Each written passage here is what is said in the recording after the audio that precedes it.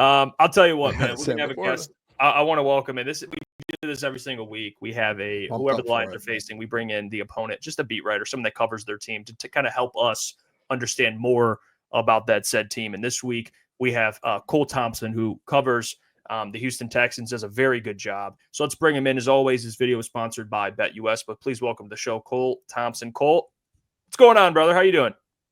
Guys, unfortunately, right now, I don't have my laptop. My power went out. Lost Wi-Fi, so I ran to the car, and I was like, all right, let's knock this stuff out. Hey, you're a dog, Cole. You're a dog for that. Finding a way to make it work. Love it. Hey, that's grit right there. Dan Campbell would love that. We got to talk about this matchup. It's a potential Super Bowl preview, but not really, because of the way the Texans look right now. They better be just thinking about making the playoffs to begin with. Well, you know, it's funny. Hey, I don't want to put this into the universe. The last guy we faced, the Lions faced the Titans. We had a Titans beat writer on. He did the interview from his car.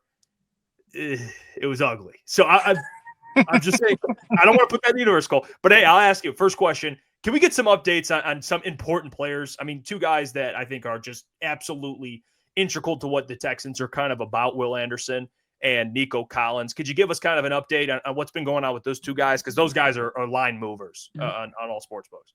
Yeah, so let's start off with Will Anderson, because that feels maybe a little bit more confident. He hasn't practiced the last 2 days. He got rolled up on in the game against the New York Jets.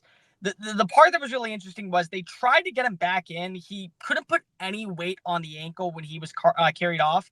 Yet then they taped it up with as much humanly possible white gauze that was found on the sidelines. And they tried to bring him back in for 3 or 4 plays. He just never got right. And so he hasn't practiced this week. He's listed currently as inactive. There's a very good shot that when he shows up tomorrow, they will have a better decision. He feels like a guy that has to practice for him to be able to play. We haven't seen a Texans player this year not practice, at least even through walkthrough days, and then not show up. It's happened twice, though, which is 2 more times than I would have imagined. Foley Fudikoski, the defensive tackle, he did not practice because of a shoulder strain throughout the week against Green Bay, yet showed up through walkthroughs on Friday, was good to go on Sunday. And Dalton Schultz in week 2 against the Chicago Bears, he had an ankle injury, didn't practice throughout the week, didn't show up until Friday midway through practice, and then went out and had like 3 catches for 36 yards. So funny how it's against NFC North teams that they don't practice, yet show up on Friday and then actually end up playing, maybe 3rd time's the charm. Nico's going to be a really, really tough one at this point, because the problem is, guys, it's not that he hasn't practiced. It's that they haven't activated him off of the injured reserve list. So the 21-day window still has not been made available. And I don't think that tomorrow they're going to activate him either. And so when you don't activate him before Friday, he's probably going to be out.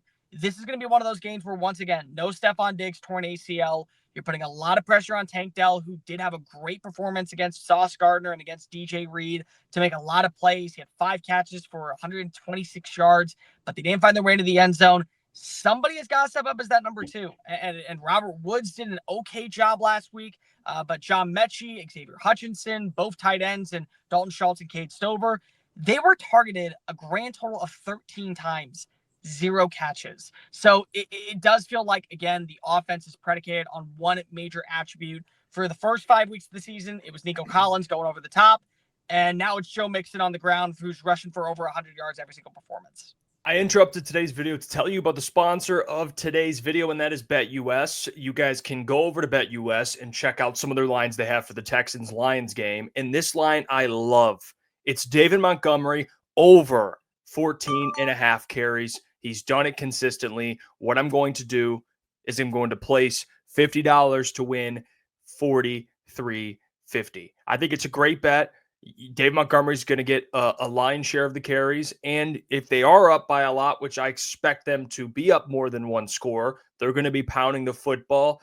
Texans, a little worse against the run than the Packers. And Dave Montgomery, for sure, has hit this over pretty consistently. I love it. Go ahead and place that. Lock it in. And you guys can get in on that bet as well over at BetUS. And don't forget, 150% on your first deposit, 125% on your second and third deposit, up to $2,000 using promo code YouTube150. Let's get back to the video.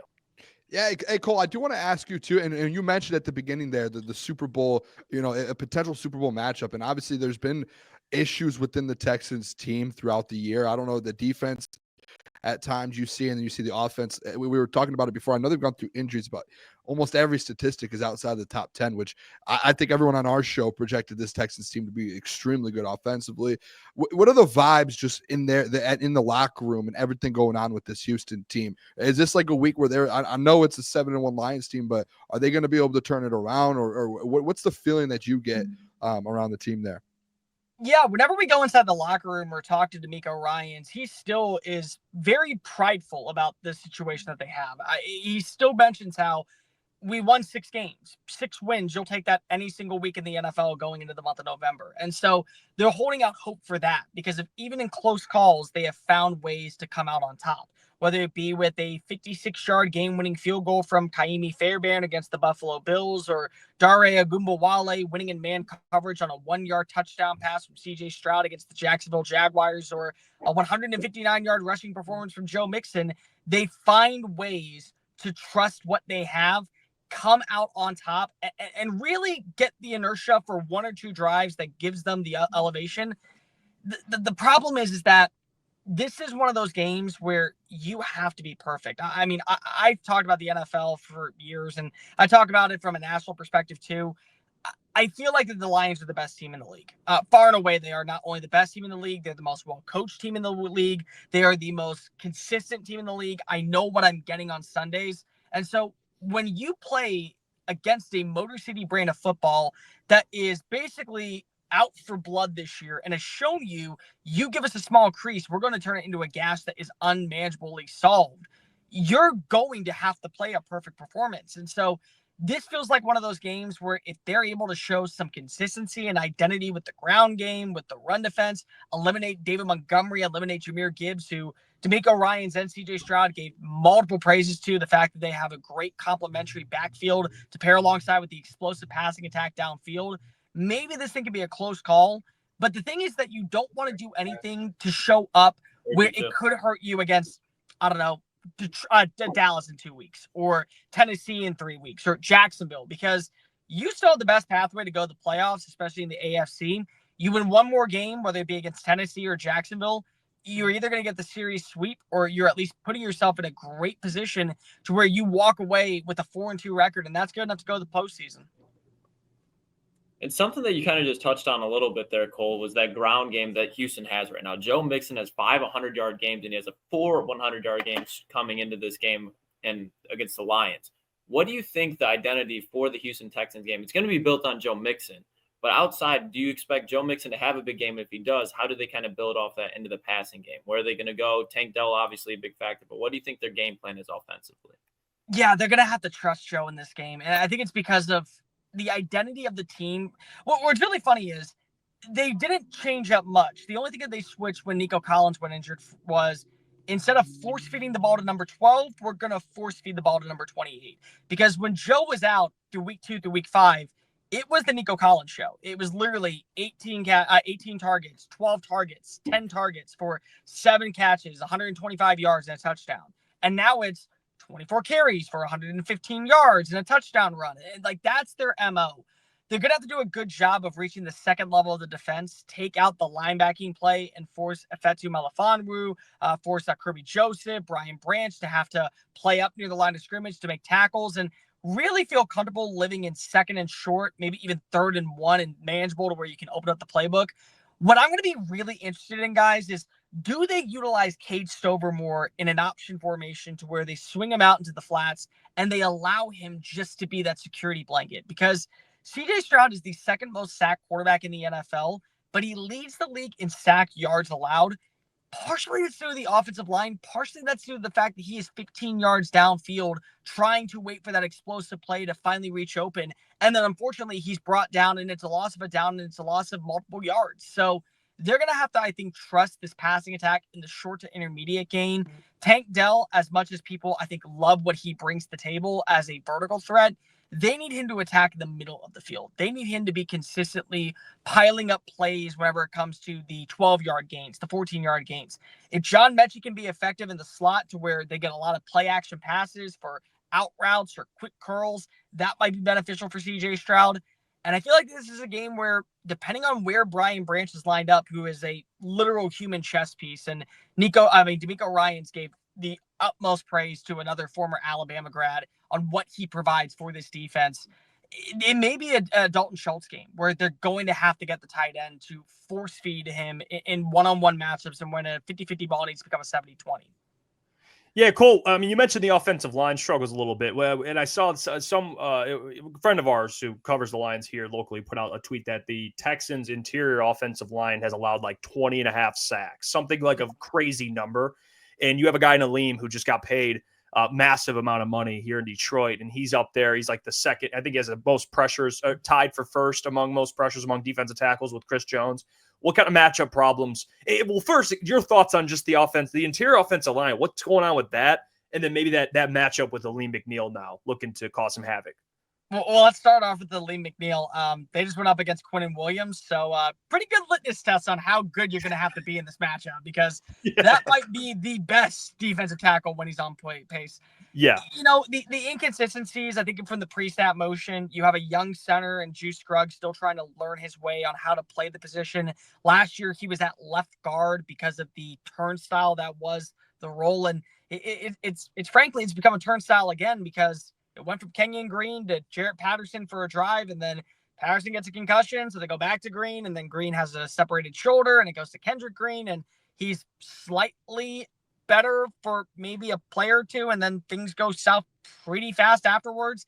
Their inability to win the one-on-one matchups against even lesser tier interior defensive linemen have been a critical struggle. When CJ is in a 7-step drawback, trying to connect downfield, waiting for a wide receiver to get open, they've been doing a lot more double teams to try and take pressure off of Laramie Tunsil, take pressure off of Titus Howard. But then what that does, guys, is it leaves a gap open through the A spot, and all you need is a blitzing linebacker that's on delay to come on through and deliver a clean strike down the field for an easy 7-yard loss. And so Aleem McNeil, one of the best players I remember scouting when he was coming out of North Carolina State. I loved his film against the run. I thought that he's gotten better with his hand usage. He's become a bulldozing bruiser when it comes to winning in one-on-one matchups against interior offensive linemen. He's going to be going up against Shaq Mason, that has struggled mightily this year. But the reason we don't talk about it as much is because of how bad that left guard spot has been.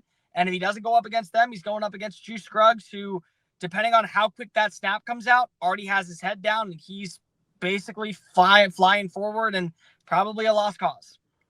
Other side of the ball, Cole, defensively for the Texans, and this is something I've been interested on all week, and it feels like every matchup for the Lions, it's something to kind of look at, because the Lions offense obviously has just been rolling over the last 5 weeks span, about since week 3 of that loss to the Bucs. Just trying to see like what defenses can do to stop them. I'm sure, you know, just trying to find the weaknesses in the Lions offense. That's at least how I look at it with going up against opposing defenses. What are some keys for the Texans defense and some key players as well to actually step up and try and slow down, whether that's Jahmyr Gibbs or J-Mo coming back or Amon-Ra? What do you, honestly, or Jared Goff, the way he's been playing? Yeah, I think it's so funny that Jared Goff ranks in the bottom 10 of passing yards, but yet still top 10 of passer rating, top 10 in passing touchdowns. It just shows you that sometimes when you're respected by your coaching staff and your teammates, good things end up happening for you. And it makes me happy, because I always thought that Jared Goff was the furthest thing for the problem out in Los Angeles. What you're going to have to do if you're Houston is make sure that you play conservative and don't get too antsy, because the last thing that you want to do is allow a Sam Laporta to lose at the line of scrimmage because if you think that it's a play, you think it's a run, it's a play action, and Jalen Petrie now is behind, and 87 is off to the races for a 27-yard gain. The other thing that you don't want to do is play a little bit too aggressive to where Henry To'oTo'o is going head down in this matchup, and he misses the tackle on David Montgomery, and the only other player in line is Kalen Bullock, who is probably 12 yards down the field. So it's a first down pickup. You have to play a conservative game plan that keeps the defense in front of you, which is really a lot easier said than done when you look at the cast of characters that is found out in Detroit. Bringing back Jameson Williams, you know, DeMeco Ryans and Bobby Sloak each brought this up today. They know how to use him. And the scary part is the speed is one thing. His capabilities of making plays in jet sweep motions out of the backfield on reverses, that is what could cost the Texans not just a win, but also multiple explosive plays to where they feel like that they got the quarterback behind the line of scrimmage, and there we are, 27 yards downfield for an easy 6 points. That becomes the concern. I think that the other thing that's really important in this matchup is while the Lions do have a healthy and stable unit, Houston will be back to near full capacity on defense. They won't have Mario Edwards because he's still dealing with a suspension, but Azeez Al-Shaair will be back at linebacker, so that takes a little bit of pressure off of Henry To'oTo'o and Neville Hewitt. You also are going to get back Jimmy Ward this week. He should be able to kind of fill that gap on run design plays where Kalen Bullock, the rookie out of USC, doesn't have to fit into gaps to where he's going to miss a tackle anyways. This may end up being a really good performance by Houston's defense, especially if you're able to kind of run those stunts with Danielle Hunter, with Derek Barnett, with Danico Autry on third down. You shift Autry inside. If Will Anderson is even 60%, I think that he's going to play in this game. There's ways to go ahead and pressure Jared Goff into making mistakes. There's ways to force this offense to be one-dimensional, whether it be through the air or on the ground.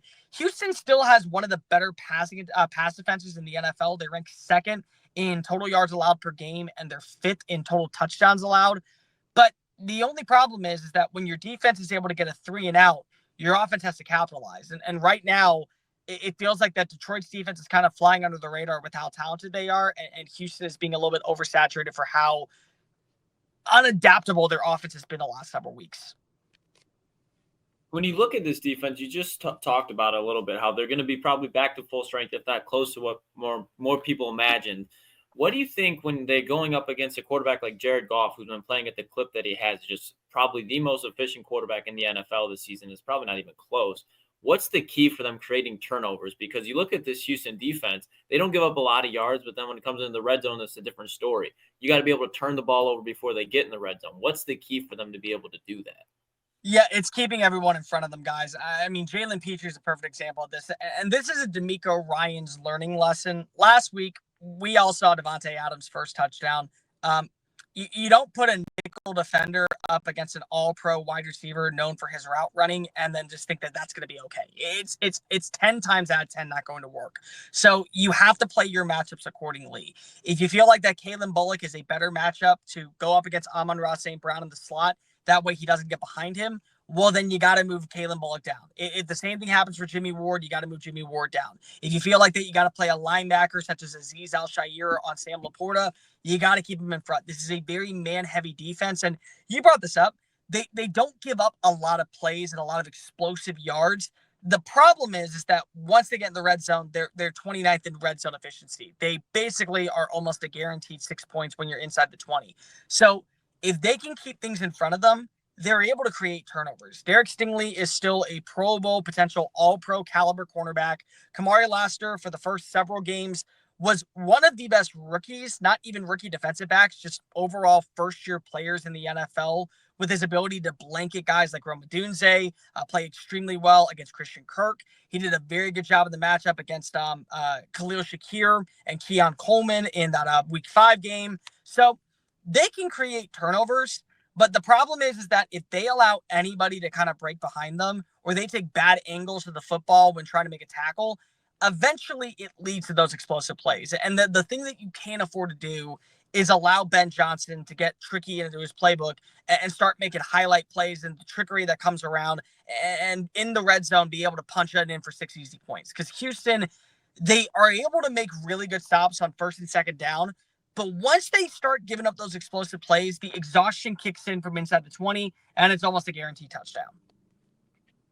Cole, before we get your score prediction, I just want to pick your brain on this. The Bobby Slowick, Ben Johnson, I think those two are the best two OCs in the league right now. I mean, those, and I'm a huge Bobby Slowick guy. I mean, we talk a lot. I'm a huge offensive head coach guy. And if I say, and I'll say this about defense head coaches, because obviously D'Amico Ryans, if you do have a defensive head coach, it's so important to nail your OC. And D'Amico's done that. He's nailed it.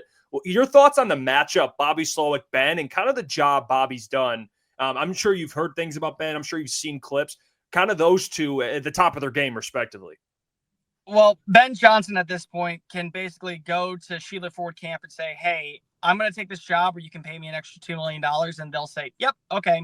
Because if he's earned that right, the way that he has called games, he is far and away the best offensive guru currently in the sport. And he gets to pick and choose exactly where he wants to go for his head coaching job. And he has made it because of how he has done this accordingly over the last several years.